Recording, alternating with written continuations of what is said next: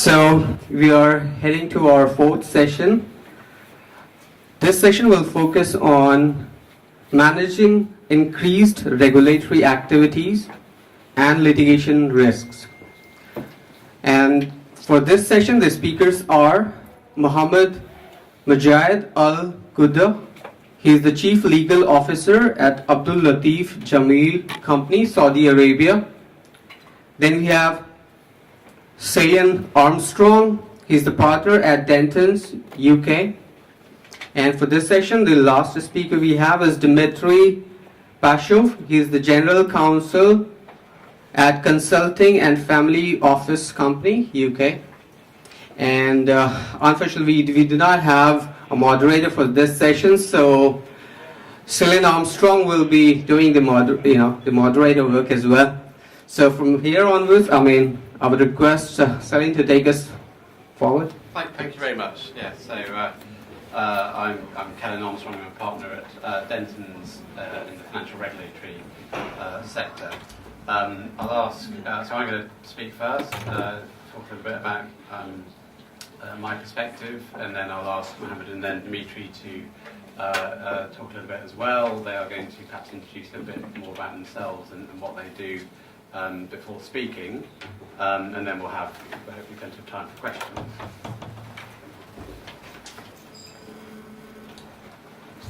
So I'm going to address this topic from, I guess, mainly the perspective of my background, which is a financial services regulatory lawyer in the UK, with who mostly practices in the area of disputes and investigations, though I do some advisory work as well.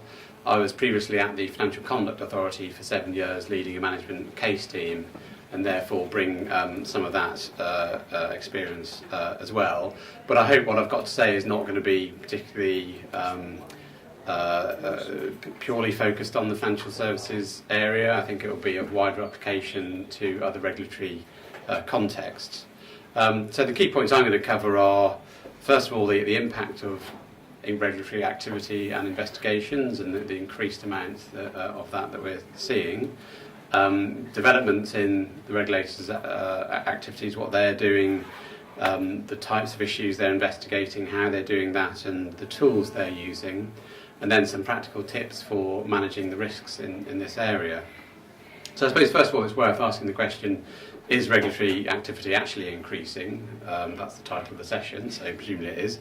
Well, I had a look at some of the statistics, and I think that they do bear out the fact that we are seeing increased regulation, particularly increased enforcement activity across quite a range of areas. So the FCA Director for Enforcement said towards the end of last year that they have increased their number of open investigations by 75% over the course of last year.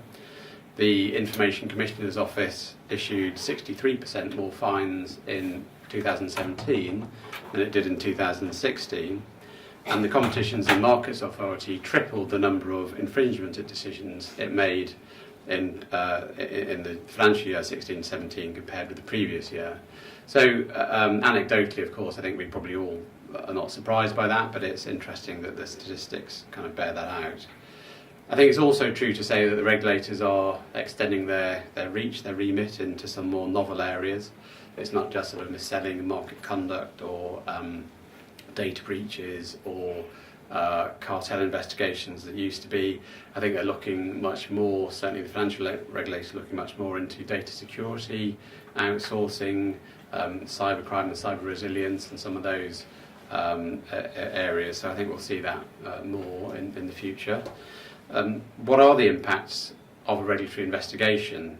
Well, obviously, a lot of time spent by everyone in the institution on managing it. There's considerable costs, both of managing the investigation and probably paying a fine. They're fairly obvious. I think what's slightly less obvious is there's often some rather more hidden costs which can actually be much higher, such as having to implement a remediation scheme where you're looking at remedying wrongs to customers and clients, and paying redress to them, and both operating those schemes and actually having to pay out to clients, customers and so on can be many times the amount of the fines that actually regulators actually hand out. There's also a considerable sort of senior management time and distraction that's always caused by a regulatory investigation, or indeed any other sort of contentious regulatory activity.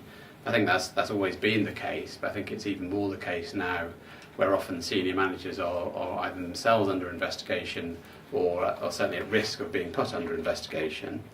And I'll come on to that in a bit more detail in a moment. And I think particularly relevant to probably most people in this room, there's an increased risk of litigation being brought by private parties as a result of regulatory activity, and that's either because the activity sort of increases the publicity to a particular issue, and people effectively jump on a bandwagon, or sometimes I think there's a perception that the fact of a regulatory enforcement action is kind of gives evidential support to a private litigation case.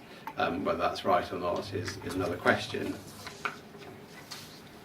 And that itself brings some issues. So where there are both regulatory proceedings and court proceedings in the same area at the same time, there are a number of issues arise. So one is that it's not unusual, because they may sort of interfere with each other, it's not unusual for a stay to be granted of either, or a stay to be granted of court proceedings, or for the regulator to voluntarily stay their action, and that can, and then they sort of wait until one of the actions is resolved, and then almost start the other one from the beginning, which can greatly extend the length of time before those issues are resolved. There are often difficult issues around disclosure. And it's important to bear in mind here that there's a big difference between the relationship of a regulated firm to its regulator and the relationship between sort of two private parties, or a private party and the court. So regulators will probably think nothing of bringing pressure to bear on companies they regulate to, for instance, waive privilege in particular documents. For instance, if the company's done an internal investigation and there's a report on that done by a law firm, that the regulators quite often sort of suggest that that should be released to them, and that can obviously create quite a lot of issues. You might want them to see it anyway, but even if you do, there are some issues around waiver of privilege. Regulators will often sort of say, well, you can do a limited waiver of privilege, just to us, it doesn't affect everyone else. I think the perception is that is okay under English law, but may not be okay under other legal systems. And they may also expect companies to voluntarily provide information which is actually sort of against the company's interests and can be used against them if that's then made public. So those are some of the impacts that the regulatory activity can have. So what developments have there been in recent years? Well, one of the biggest ones in my area, and I think in other areas as well, is a much bigger focus on individual accountability. So taking action against individuals, particularly senior managers in firms, as well as or instead as the companies themselves. We have in the UK the senior managers and certification regime, which is the big sort of piece of regulatory rules in this area. That came in to banks in 2016, it's coming into insurers this December, and it's coming into all other FCA regulated firms next year. And that development has sort of spread to other parts of the world. So we've seen in Australia, in Hong Kong, in Singapore, quite similar regimes being implemented, and some other areas some other countries are also talking about doing similar sort of things. That puts the regulators, once they've implemented this system, under a lot of pressure to get scalps, to hand out fines to senior managers and to sort of prove the purpose of the regulations. So they are then looking at opening more investigations, and down the line, that may lead to fines, maybe even suspensions or bans of senior people in firms, which will potentially have a much greater effect on the company than a simple fine, even a very large fine would have. And that development also has an adverse impact on the company's ability to manage the investigation that it itself is under. So in a typical situation, the company, bank or whatever it might be, is under investigation, and maybe one or two of their senior managers are also under investigation. Where it's only the company under investigation, it's generally in their interest to settle it. I mean, they will generally reach that conclusion that they just, do a deal with a regulator, pay a fine, move on, draw a line under the matter. Where there's an individual who's also under investigation, particularly a senior individual in the firm, that may not be the case. They may not want to settle because that could adversely affect the individual's case if the company is sort of admitted to wrongdoing. That in turn means that the investigation may hang over the sort of head of the firm, if you like, for a long time. And in a worst case scenario, you can actually have genuine conflicts of interest arising between a senior manager who is in post and the firm that he or she is supposed to be running. So you can have quite negative consequences indeed. I'd also mention as a development, there's a greater move towards restitutionary orders, so regulators saying that not only are they going to fine people, but they think that the company should itself sort of pay customers or clients for the alleged wrongdoing, and as I said before, that can be a very large amount of money indeed. That can sit not very easily sometimes with private litigation or the possibility of private litigation. So in the interest rate hedging products issues that this country had recently, the FCA set up a scheme whereby a third party was going to manage the payments of compensation to customers who have missold those products.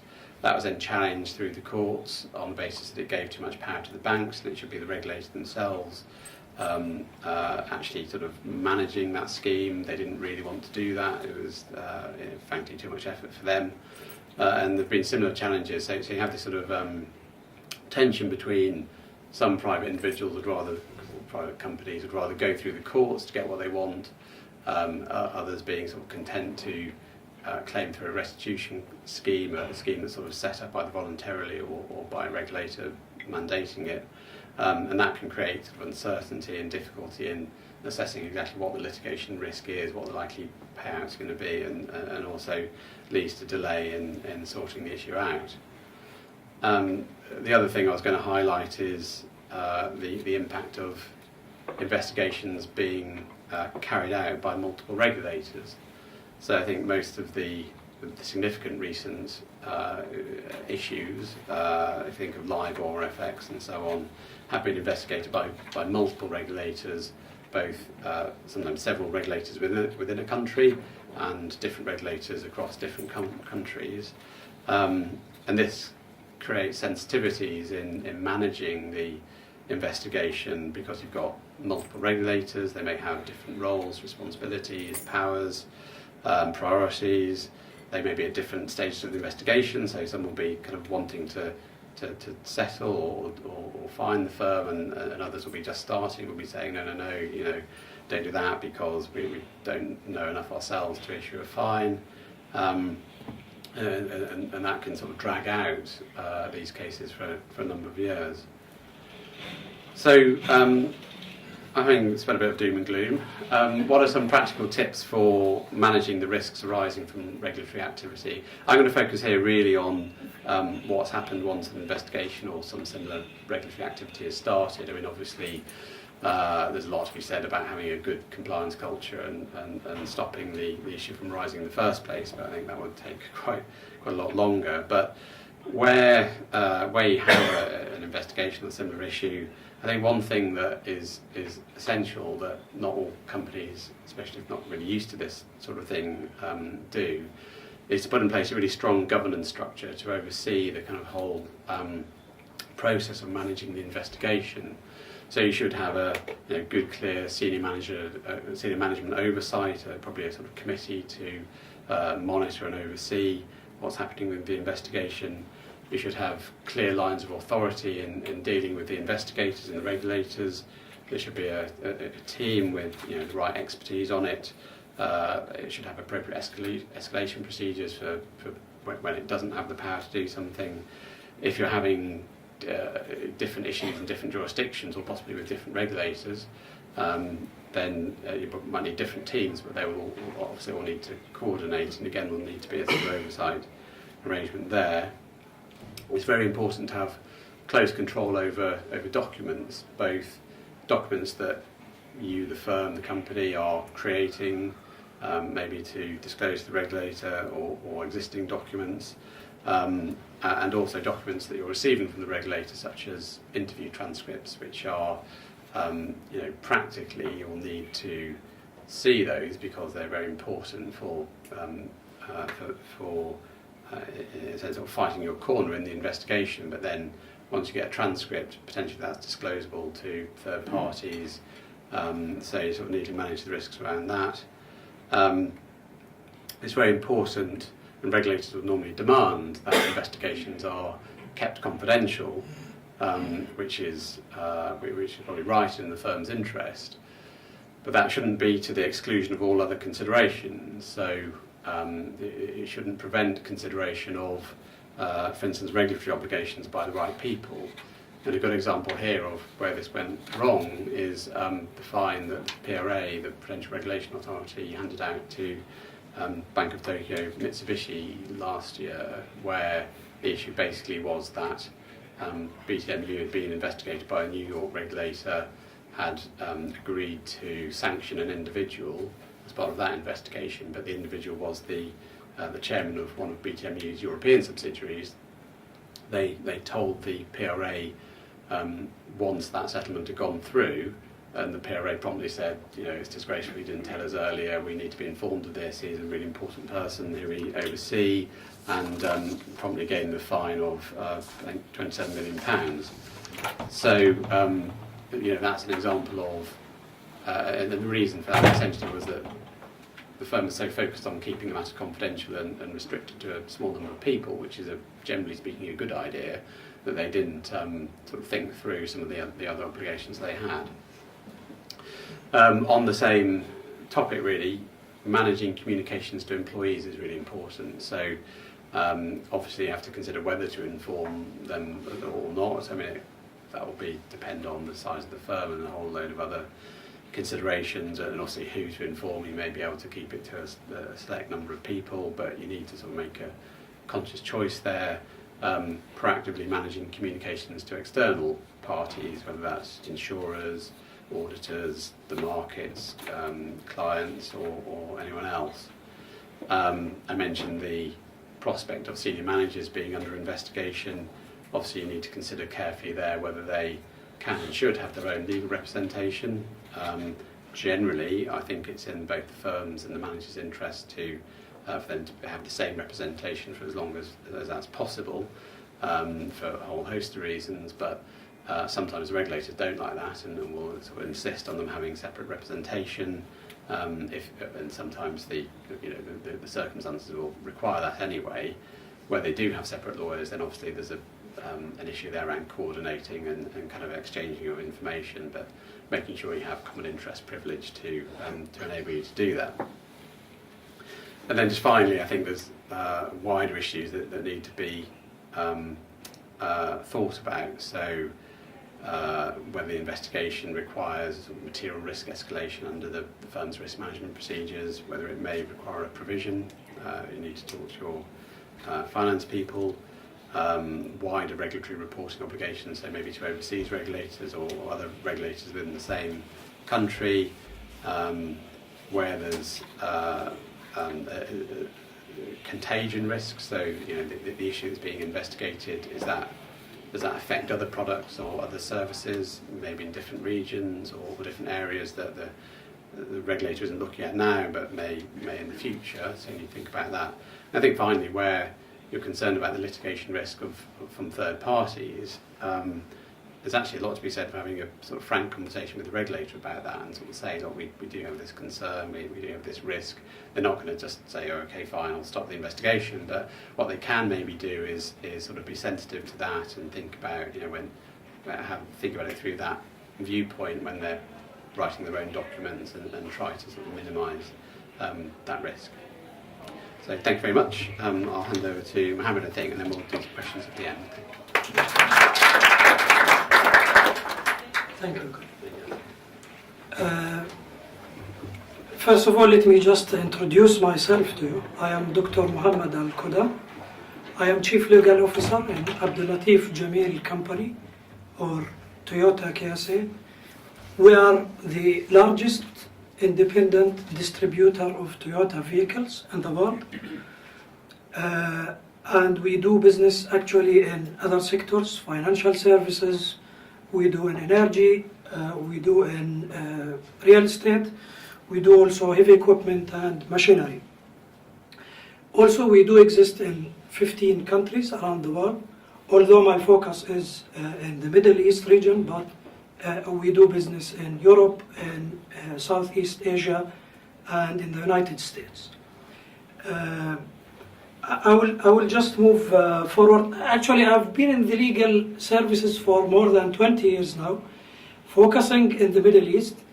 But what I would like to say that it's really nice to have this gathering from different places where we can all share our experiences, because now what you will see is a different perspective from what Kellen was talking about, basically moving from a highly regulated industry and a highly regulated country into one of the least regulated countries in the world, which is Saudi Arabia. So you will see the difficulties and the perspective we have to handle such issues.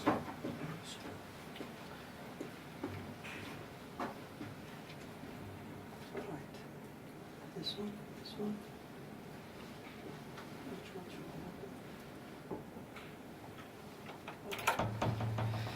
Now, as you all know, we always divide the legal systems around the world into a common law and the civil law systems with some differences. In Saudi Arabia, we have something different. We have the Islamic law, basically. It's a combination of common, civil, and some Sharia rules, which is dated back 1400 years ago. So dealing with the Saudi law or with the Saudi court or with the Saudi administration would give you a lot of interesting outcomes sometimes, because it's really a strange combination to me. I practiced law in Jordan, in United Arab Emirates. I worked with English law firms a lot. So we don't face these issues normally in the normal circumstances. And to give you an example, one day I went to court. Okay? Normally I'm not allowed to go to courts in Saudi Arabia because I'm not Saudi, I'm Jordanian.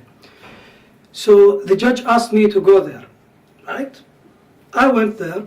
There was a case against our company. Somebody was asking for compensation in relation to one of the vehicles. The judge told me literally, why don't you pay this poor guy? You are a big company, you are deep pockets. Give him like 15,000 US dollars. Give him the money. Okay? So I told him, but he doesn't have the right to take it. He said, come on, you have the money, give it to him. So, it was like, well, is this really what lawyers do? So it took me like 2 hours arguing him. Then I told him, okay, if you want them to deduct this from my salary, I will give them. Then he said, no, okay, don't do it. So, so imagine this environment when you want to start doing business there. So I thought it would be very interesting to you to know that. But I'll also tell you why I picked Saudi Arabia. Saudi Arabia is a very rich country with more than 640 billion US dollars of GDP. This is in 2017. You know, Saudi Arabia is a member of the G20, so it's one of the largest 20 economies in the world. Saudi Arabia is the third or second largest economy in the Middle East, so it's after Turkey and Iran. So it's again one of the most important countries in our region. And basically it's the largest oil exporter in the world. So today if Saudi Arabia decides to reduce the oil prices or to increase them by 20-30%, they can do it in 1 month. Examining the Saudi case became more and more interesting because last year they had a new crown prince. I think most of you heard about his name or his new vision. His name is Mohammed bin Salman. He created something they call Vision 2030. 2030 should take Saudi Arabia from a less, I would say, developed country economically and legally and socially into just a modern country. Because in Saudi Arabia, although they have all that money, they still do a few things in a very old-fashioned way. They don't have to work hard because they have a lot of oil. And by the way, you know, the price of 1 barrel there, it cost them $8 to extract. So it's nearly, you know, you dig 2-3 meters, you have oil everywhere. It's a very rich country and very huge resources, but they cannot utilize it. So they said, what we will do, we will have a new vision called 2030. In this 12 years, we will change the country. We will have a new country. For us, this started basically started in the changes of laws. So I've been in Saudi Arabia for 6 years now. In the last 2 years, you know, gentlemen and ladies, I've seen tremendous changes in many laws. Every day, or every month, or every week, you see new changes. Now this is the environment that takes you from a less regulated business environment into a more and more sophisticated one. Assuming that I mean, working in the financial services, when I do advise them sometimes, I find it very easy because it's highly regulated there. But when it came to our main business, our bread and butter, which is the vehicles industry, it's not regulated, or it used to be not regulated. Now we are facing some new challenges, which I'll take you through, and I'll explain to you a little bit what we did and what lessons could be learned. And by the way, one of the most important things you need to know now, Saudi Arabia now is open for foreign investments by 100%, which is a unique opportunity for many firms. In the past, companies like us, I mean companies like Toyota, they used to, or they must have ALJ, Abdul, Latif, Jameel, as their partner because they are not allowed to enter into Saudi market. They have to have Saudi partner. Today, if somebody asks you for advice, you tell them, no, it's open.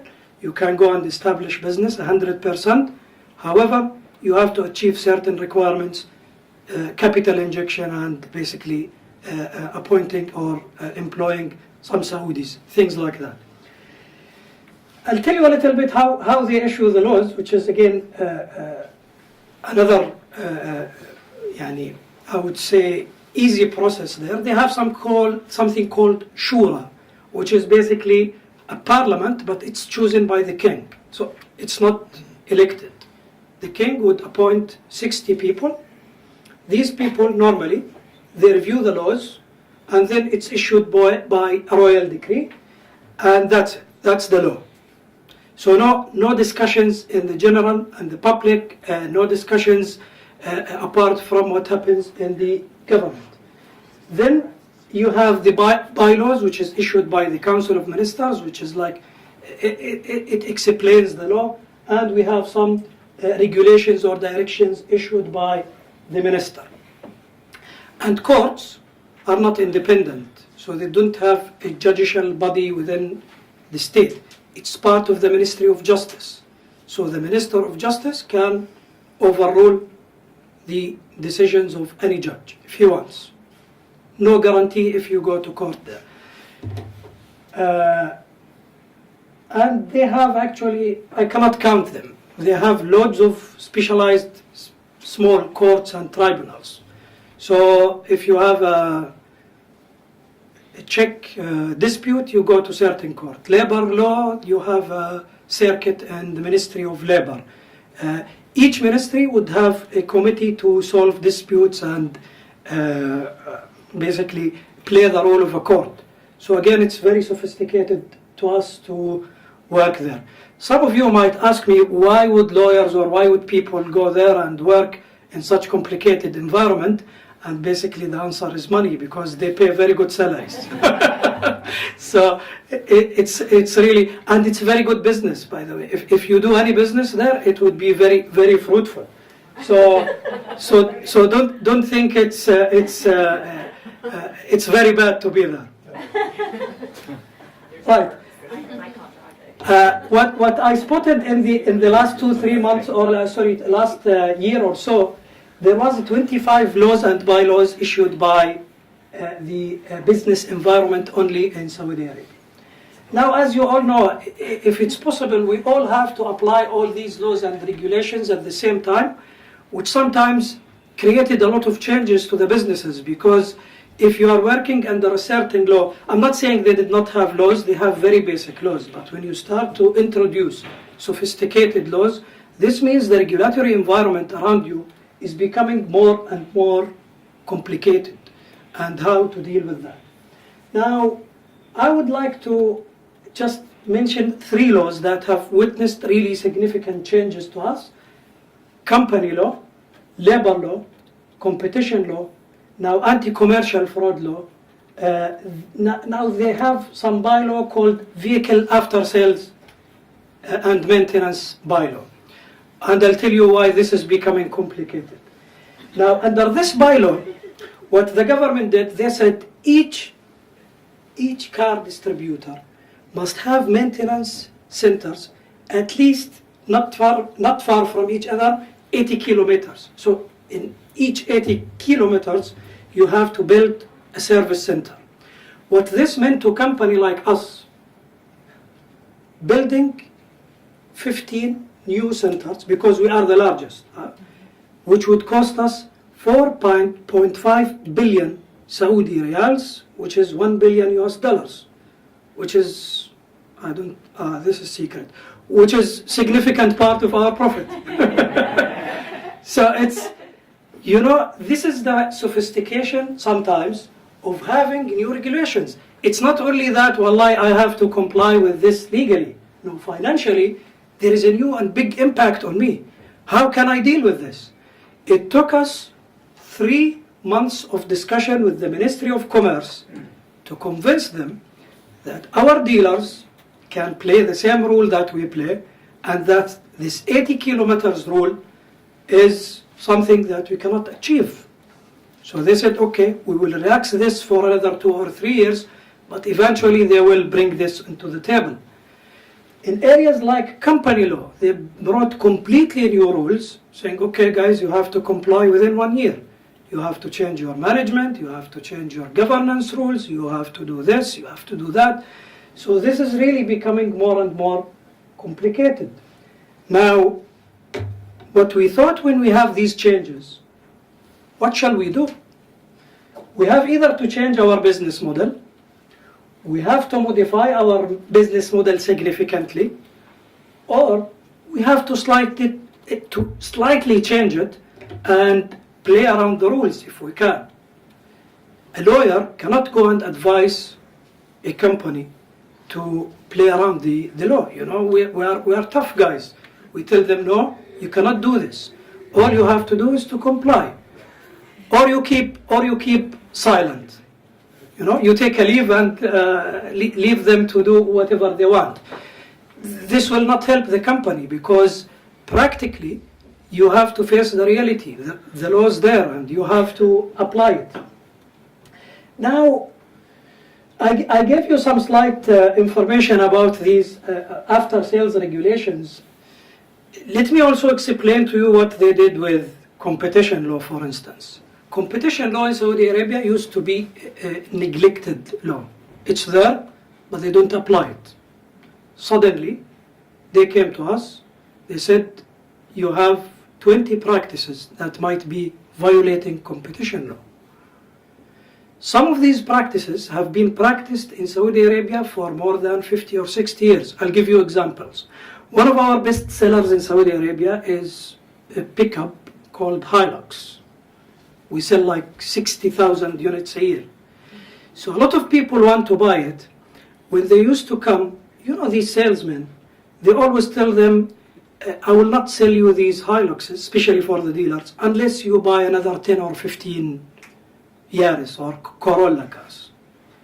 This is against the competition law. Honestly, it's against the law. You cannot say it's combining. I mean, I do not sell you this product unless you buy another product. Now, you know what these salesmen do? We know that, but we cannot stop it.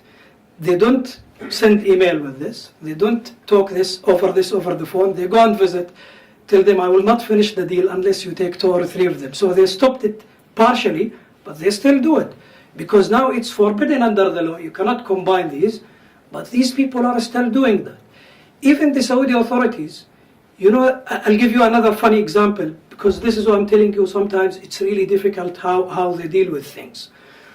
They came to Pepsi and told them, come on Pepsi, you have a dominant situation. They told them, yeah, it's only Pepsi and Coca-Cola, so we should have at least 40% or 50% of the market. Okay, then you are in a dominant position and you have to pay fines because you violated the law. Guys, it's only 2 companies and the market is split to us. They never convinced that this is something they cannot avoid. I mean, they are becoming very tough, and honestly, what I see, it's not mature as if you are practicing in a developed country. So the questions for companies like us would be, what would be the outcomes?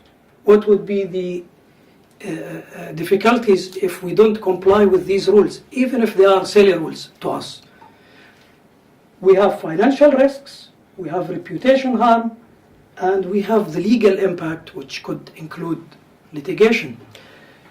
The financial one, normally this you leave to your management if you are in-house, or if you are advising a company, you tell them, guys, cannot advise you financially, you measure the financial impact and then you decide.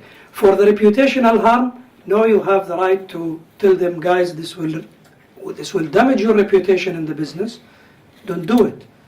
And basically the risk which we always want to avoid is litigation.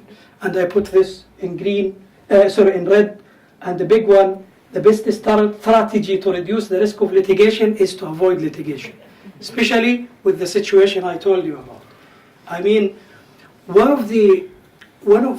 always say, like, one of the best characteristics of the sound judicial system is to be predictable.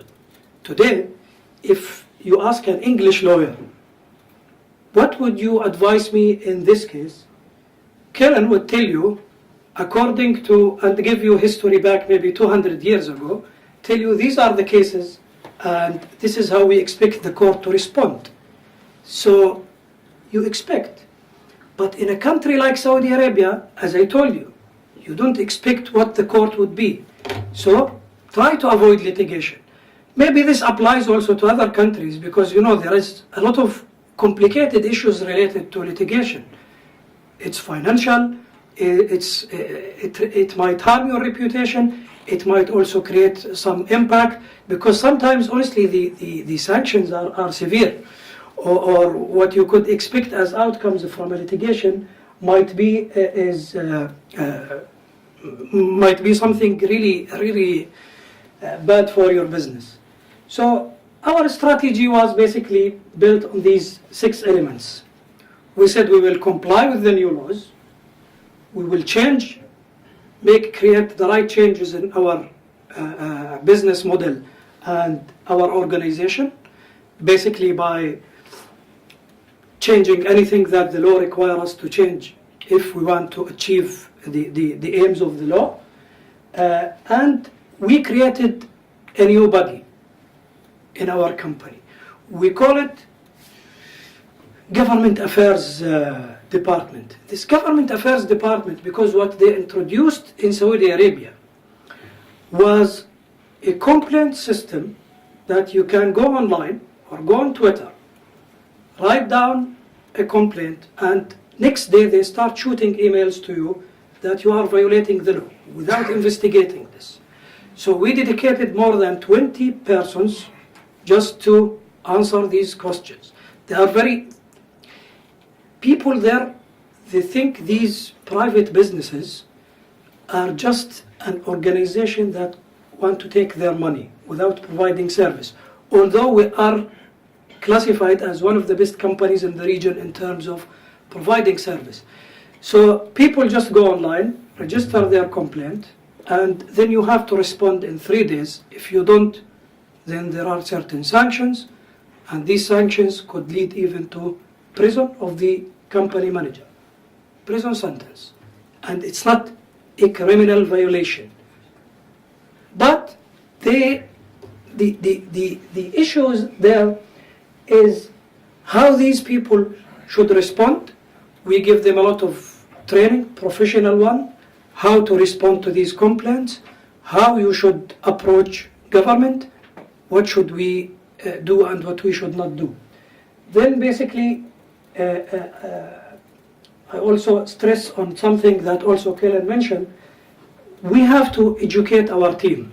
We have to tell them all the time, guys, this is what you can do and this is what you cannot do.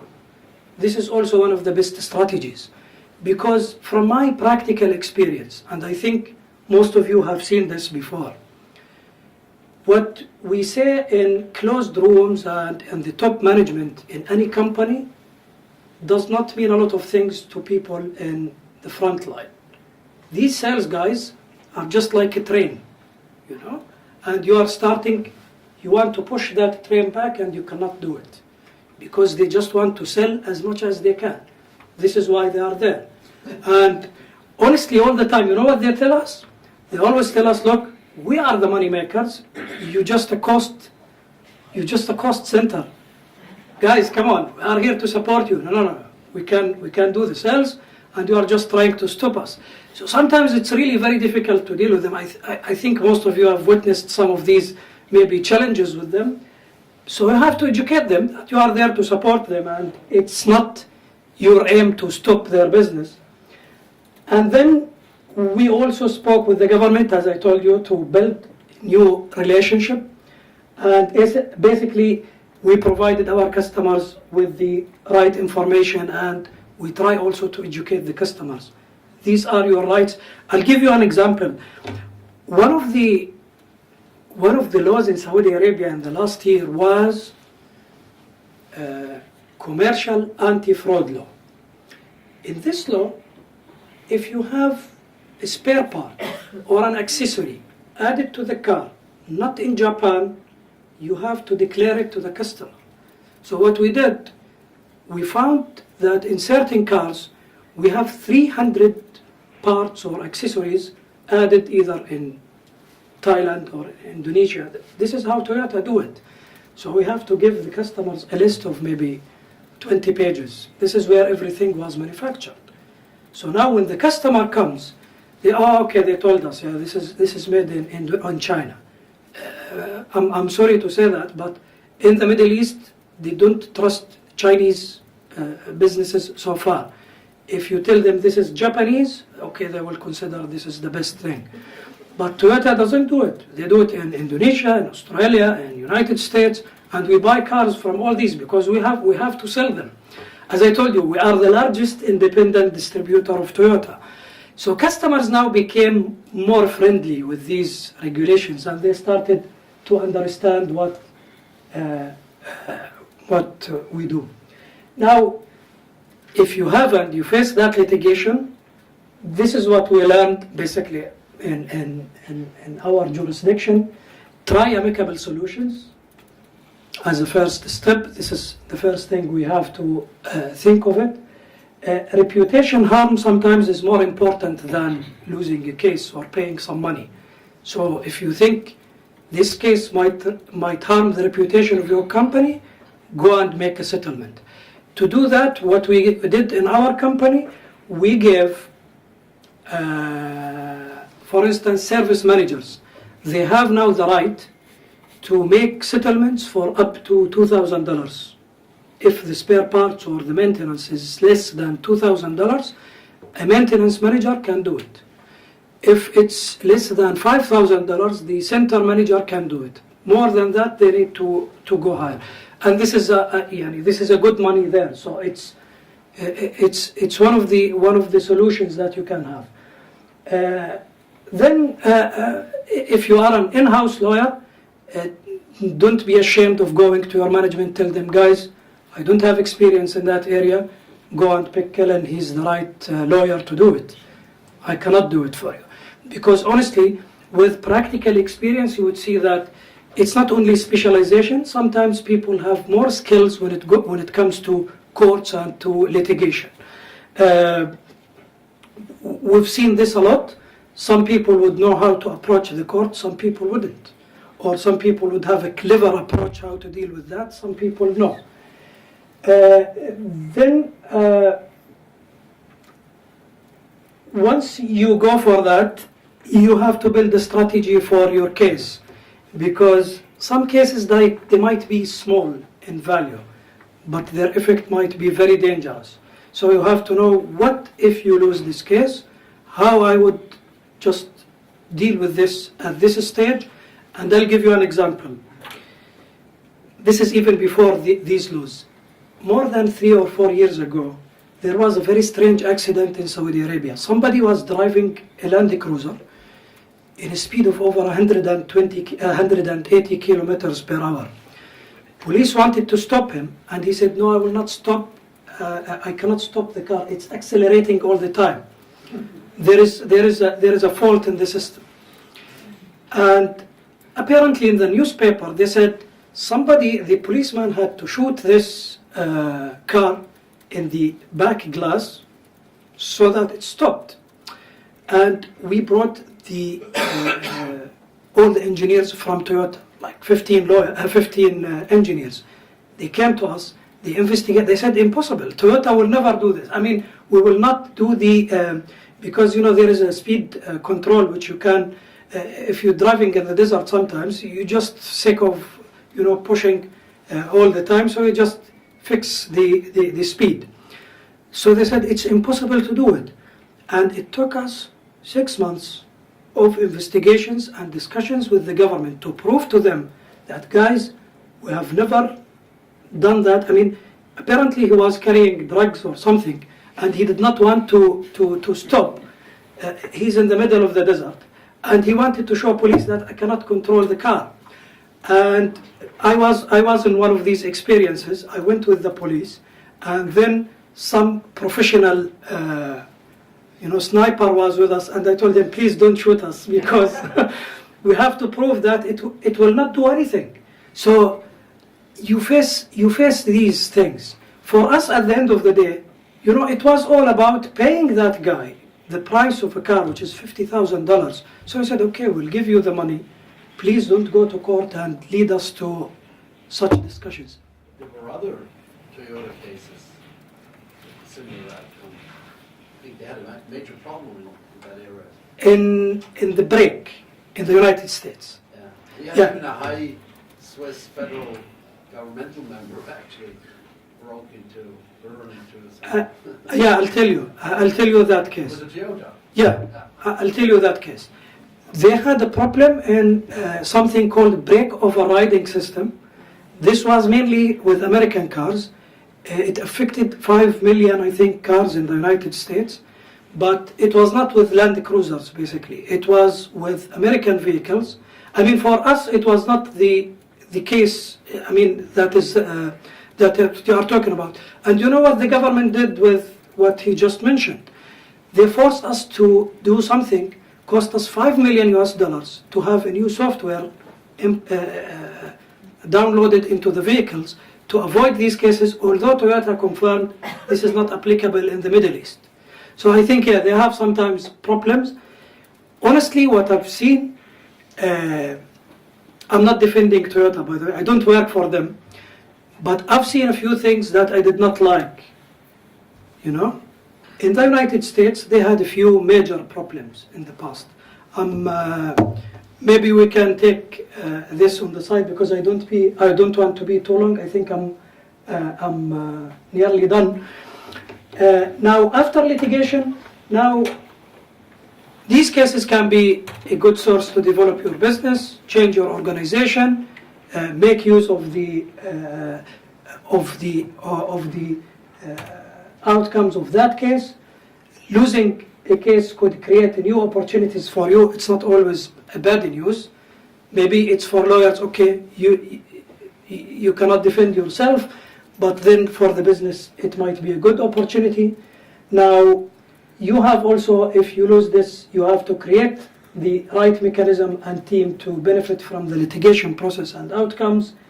And my advice would be always, don't follow others' style. You should create your own style, depends on your company circumstances or the business you are advising. My company's return in a year is 15 billion US dollars, so we can afford to bring the best law firm in the world to do anything. We can do a lot of things. If you are advising a small or medium-sized company, they cannot afford for that. So it's always build your own style. That's it from me today. I hope you enjoyed that. Although I know always it's the worst thing is to have it after lunch, but hopefully I woke you up now and we can go back to business. Thank you very much.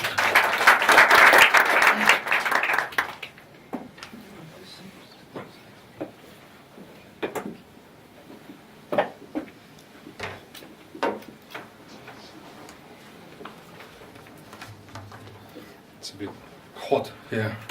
Maybe it's me. I'm not. My name is Dimitri Pashov. I work with family offices and private clients, corporate clients. Considering that I'm a qualified English list, also qualified Russian lawyer. Yeah, that's fine. What I'm going to present is heavily influenced by my qualification as a Russian lawyer and my clients I've been dealing with, their matters, and I'm not a litigation expert, so some points may be obvious or trivial to you who are expert in this litigation arbitration spheres. But anyway. From what I see as what the practical steps and matters to consider in order to manage litigation risks and prevent disputes from arising or escalating is first is promptly identify and proactively address risks arising from regulatory changes, ensure compliance with laws, regulations, and judicial precedents. What I would like to touch on is the Severstyle case. If you're familiar with that, Severstyle is one of the largest steel producing companies in Russia. Obviously, there is an oligarch behind it, and it's making lots of money.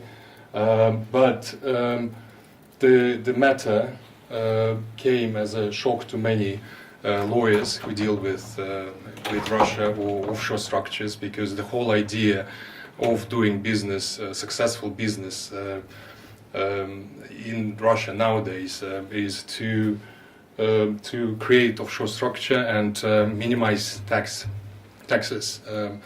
Obviously, you're familiar with some of these structures, and you're probably again familiar that nobody likes offshore structures. Governments hate them, like British government also brought a few cases with Google and Amazon. In Russia, they went a bit further because they created a so-called deoffshorization law. It has a longer title. They just call it common people, lawyers call it deoffshorization. And it's partially it's stipulated by the fact that post 2014 Russian budget has deficit, it's struggling because of sanctions, economic sanctions imposed by European Union, United States. So naturally, government would like to raise funds through taxes. Naturally, many governments do that. So deoffshorization law is meant to help assist this process. So this law introduced various concepts. One of them is beneficial owner concept, which from November 2014 introduced this concept where the company, if the company or individual is not treated as beneficial owner of income and has no unconstrained right to dispose and enjoy this income, then this company cannot be cannot enjoy favorable provisions under double tax treaties. For instance, in this case, the example comes to Cypriot Russian double tax treaty.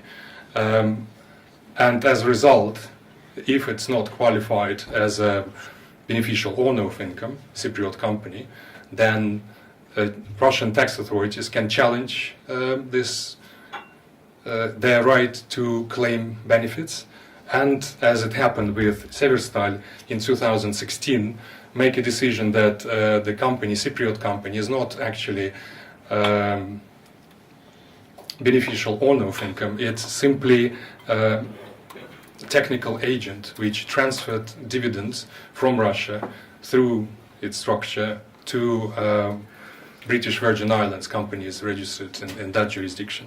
As a result of this decision by Russian tax authorities and decision related to financial year prior to 2015, when this law came into force fully, the company had to pay 15% rather than 5% on dividends received from Russia, and as a result to pay additional 12.5 million pounds sterling, but that didn't include penalties. Could be worse because the law also stipulates certain penalties. As a result of it, I mean, the reason why or how the Russian or the court, the decision of the court in October 2016, why they decided that the company was on simply technical agent, not the beneficial owner. They said all dividends were transferred to BVI. Company didn't have property or business assets. It didn't conduct any business or activities. So that was the the key for all structures to rely on for the future and start changing their corporate structures, their reporting procedures, and creating substance for Cypriot companies if they still want to use Cypriot companies as vehicle to transfer funds from Russia to somewhere else. And as a result, all relevant businesses in Cyprus had to create substance through renting offices, establishing physical presence, hiring highly qualified employees, performing significant functions, day-to-day business in Cyprus, appointing independent, highly qualified members of the board, etc., etc. So it's obviously nobody could predict such a decision of court and such aggressive attitude of the Russian government and tax authorities. But once it happened, naturally people have to adjust to that, change structures, change the way they do business operations, and this will happen. Since then, Russian tax authorities give recommendation letters. Last one, well, allegedly some publications in media. Everything actually, by the way, what I say today is based on my personal experience or what I heard from my friends, or it's the information available on the media, public, it's public domain. So tax authorities, they continued this supposedly because they were instructed by the Russian president to continue this process of raising funds through, like tackling various tax schemes, and so there are recommendation letters from tax authorities which also require now to from every company which is interested in claiming some treaty benefits to provide evidence that they conduct business independently, that there is actually the economic center of income located outside of Russia. They have to show that activities are not just like shareholding or consulting advice which they give, because this wouldn't qualify. They need, alternatively, they have to actually prove as investors that they truly invest in Russian economy and that the involvement of any foreign structure in such investment is economically justified. So there are bigger obligations for companies which involve in this process. If you want to play on, you have to pay attention to these regulatory measures, and to avoid litigation, naturally, you have to pay very close attention to every letter which they publish, and so that way litigation will be avoided. Okay, next point is ensure inclusion of alternative dispute resolution provisions in contracts where possible, naturally. Then avoid litigation, as Mohammed already said. Most in-house legal advisors and general counsels would recommend that. So to avoid litigation altogether, or agree settlement again where possible. Another one is avoid risk of uncertainty of litigating in emerging markets jurisdiction. You may think that if you're a lawyer, you can't predict how the case, or in most cases, how the case will be decided in another jurisdictions. But to give you a taste that you may be surprised how it may go. I refer to a case between Meshprom Bank and Deposit Insurance Agency against Mr. Sergei Pugachev. He used to be a serious oligarch. Some people called him a banker of Kremlin, and then suddenly, based on his opinion, his assets were expropriated by state courts or blackmail. He had to flee the country, and but the process, litigation process, by the deposit insurance company and the Meshprom Bank, which he used to own, started in Russia, and the initial value of claim to a group of people, including him and Mr. Alexander Didenko, who was the chairman of the board, was in the vicinity of 350 million pounds. However, Mr. Didenko, rightly or wrongly, decided to cooperate or collaborate with investigation. He brought new evidence to court, and as a result, the claim increased to 1.2 billion. For his efforts, when the decision was made, he received a sentence of 3 years of imprisonment. However, it was suspended for his collaboration with investigation for 5 years. To surprise you, that a few months later, even though the prosecutor's office, and it was noted in the decision of the judge, that they confirmed full cooperation of Mr. Didenko. They said he did what he expected. He brought to justice other people. He brought new facts. So everybody's happy, and they confirmed cooperation. Regardless of that, prosecutor's office appealed the decision just as soon as it was made, and a couple of months later, Mr. Didenko case was became a real one, so he had to go to jail. Another alternatives in order to avoid risks of uncertainty of litigation, in emerging markets, in jurisdictions of emerging markets, is, for instance, use international arbitration venues like 1958 New York Convention or ancestral arbitration rules. It's particularly with Russia it works very well, because enforcement of arbitral awards are easy in Russia, and it's much more difficult to get foreign judicial awards enforced. Another alternative, but again, if it's available, it's international financial centers, and there are the courts or arbitration centers. For instance, like in Kazakhstan, this year they opened this international financial center based on Expo, the premises of Expo 2017, which took place last year. Supposedly the court proceedings and arbitration will be conducted in English, under English law, like in Dubai, and it remains unclear how effective this will work in that jurisdiction. But for instance, last year, when few judges from Kazakhstan came to England to study English law, to be part of this international financial center, court and arbitration centers, so they had 5 months to learn English law, and I attended a reception which was organized by the Law Society, which sponsored it, by universities, College of Law, University of Law, and I think BP. Ambassador of Kazakhstan was present as well, and when everybody was celebrating, preparation, successful, taking, part in this process, a new process.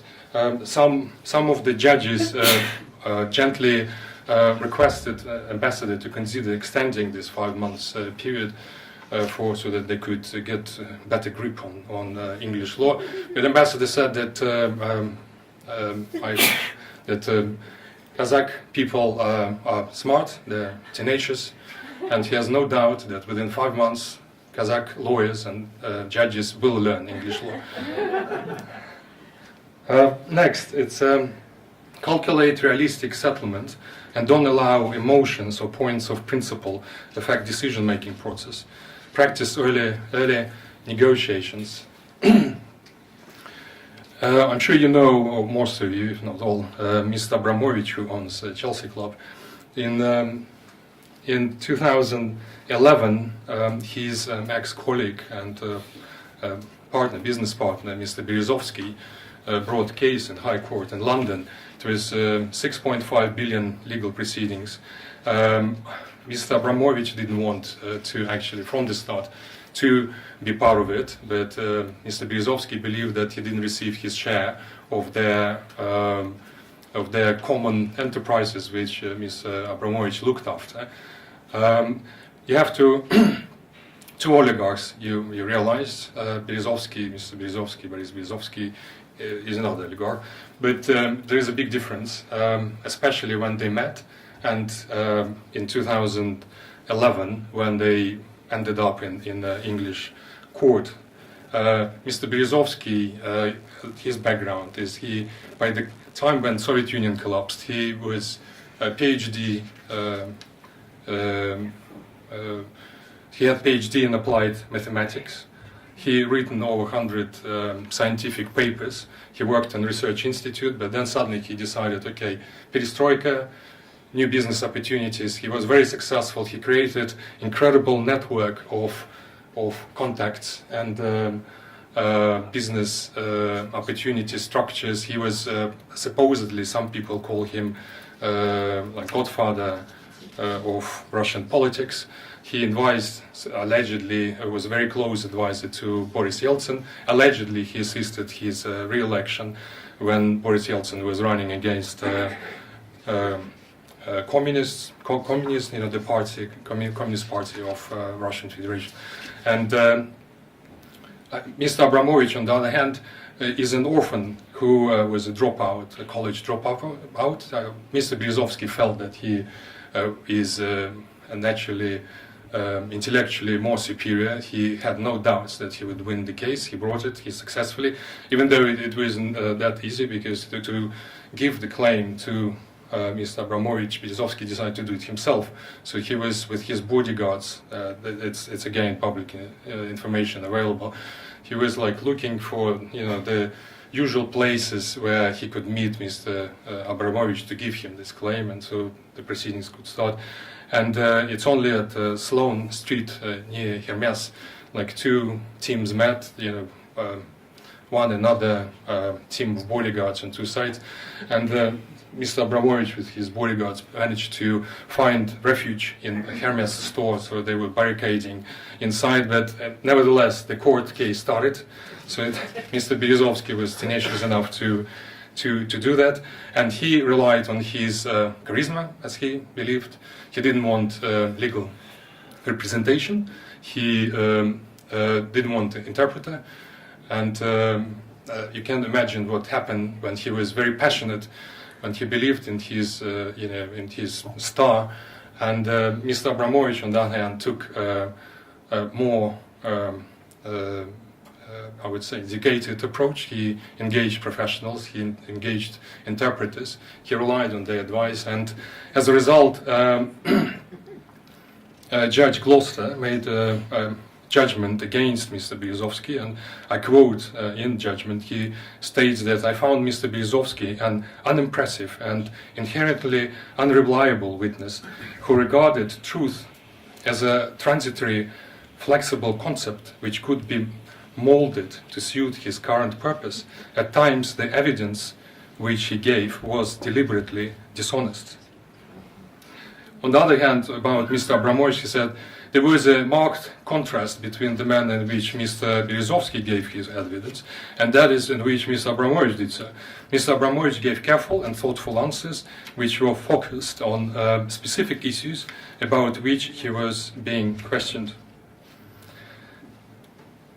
Next recommendation is engage litigation professionals and experienced advisors to manage litigation risks and to conduct legal proceedings.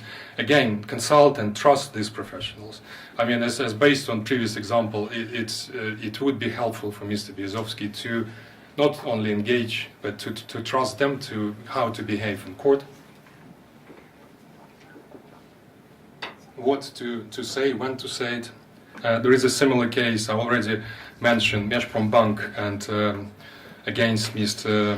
Pugachev, and that's a case which started in Russia. You remember you mentioned like suspended sentence, which became the real one. Mr. Pugachev actually escaped or fled the country, so he was in England. That's why while the court case in Moscow was ongoing, the Deposit Insurance Agency, which is a state company, brought the case in London. So in July 2014, an injunction was granted to freeze Mr. Pugachev's worldwide assets up to the value of 1.7 billion pound sterling.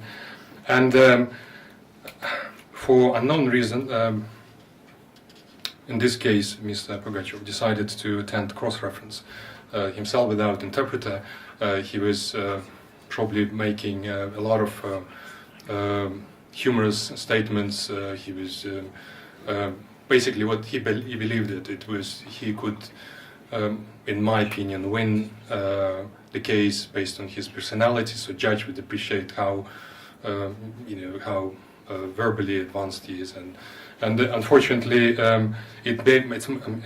activity like that made work for his legal advisors very hard to deal with. So most, if not all, sessions ended up with a decision against him, including his passport had to be, or all passports he had to be surrendered to the court to ensure his so he stays put until the decision of the court is made. And when he actually left English court jurisdiction, it still remains a history how he, mystery how he did. Eventually, in a few months, English court found him guilty of 12 counts of contempt of court and sentenced to 2 years in prison. Next point, appreciate the risks and prepare for them of involvement of shareholders or senior managers in politics or their affiliation with political powers. It's again no secret. Current economic sanctions against everybody or every individual who seem to be affiliated with Russian government or President Putin, they're all sanctioned. Their businesses as well, some legal proceedings started as well. So if possible, try to avoid it. If not, naturally, you have no power about it. Again, Berezovsky, for instance, as I mentioned, he was very close to President Yeltsin.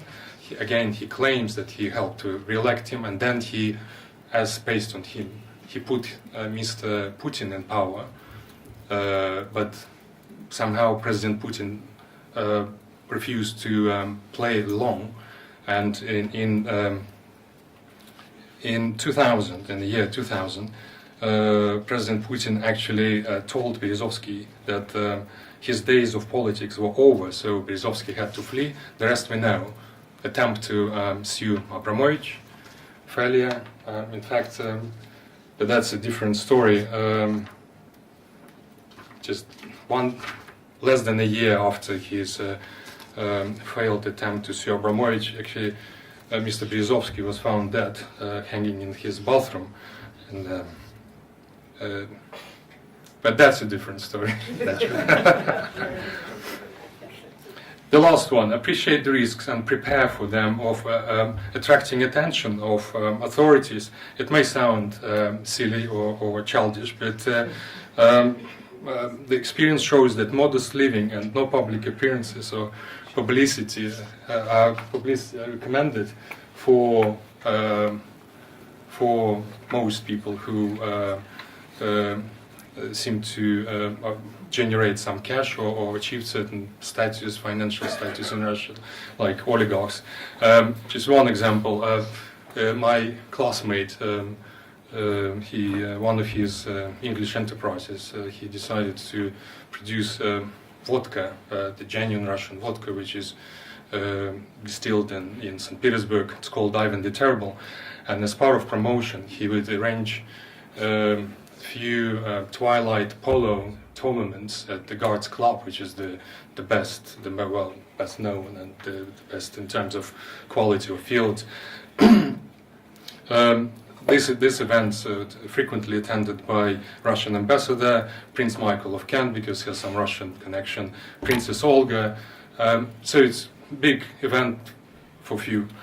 To attend, you could buy a ticket. It's not cheap, but if you would like to promote your company, you can get sponsorship deal. So my friend said, for you, if you have somebody who is worthy, the course, of only £10,000, they could have the whole package. It's like very lucrative, good publicity, everything. So I approached people I was working with at that moment, and they always preferred a more discreet approach, keeping away from government, from politics, from publicity. And that was their key to success, some may say. And when I proposed, I said, you have this, deal. Would you like to take it? Only 10,000. You can get labels like chevrons on the polo shirts of the players. And this gentleman just took me by my arm, and he said, Dmitry, we're happy to pay 3 times as much. Just if you ensure that our name doesn't appear on any of those publications, or if you don't put anything on the T-shirts, that don't even mention our name or the name of our company. And that's, in my opinion, frequently that's a good approach. And thank you for your attention. And